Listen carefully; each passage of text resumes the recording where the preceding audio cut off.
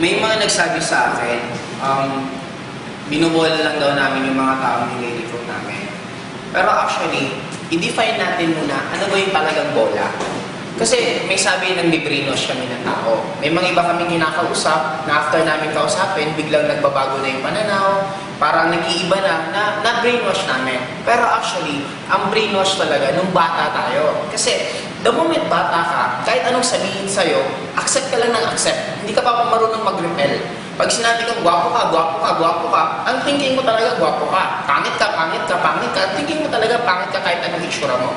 Ngayon, nung bata tayo, ano ba sinabi? Mag-aral, mag-aral, mag-aral. Pag nakapag-aral ka ng mabuti, gaganda buhay mo. Yun po para sa akin ang totoong brainwash, totoong bola. Bakit? Ang daming ginawa yun. Nag-aral, nag-aral, nag-aral.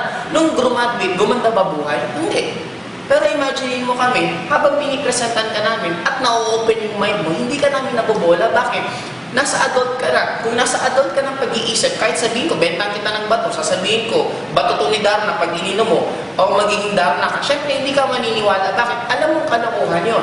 Kaya ka naniniwala sa akin, hindi dahil sa nabobola kita. Naiintindihan mo yung reality. Kaya unti-unti mong ina-accept na tama pala yung mga sinasabi namin. Hindi yun bola. Yun ang tinatawag ko na nagigising ka na sa katotohanan na yung tinuro pa sa'yo nung unang panahon, yun na yung bola ngayon.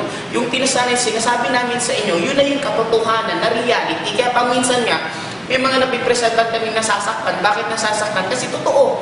Parang ito, kung maganda kang babae, sabihin kang pangit ka, pangit ka, pangit ka, walang dating sa'yo. Bakit? Alam mo maganda ka eh. Pero pag alam mo pangit ka, sabihin kang pangit ka, pangit, pangit ka, masakit. Bakit? Totoo eh. Kaya kung ikaw nasasaktan habang pinipresenta namin, may mga nasasabi kami na nasasaktan, isa lang ibig sabihin, totoo kasi ang sinasabi namin. Kaya ano ba talaga ang bola?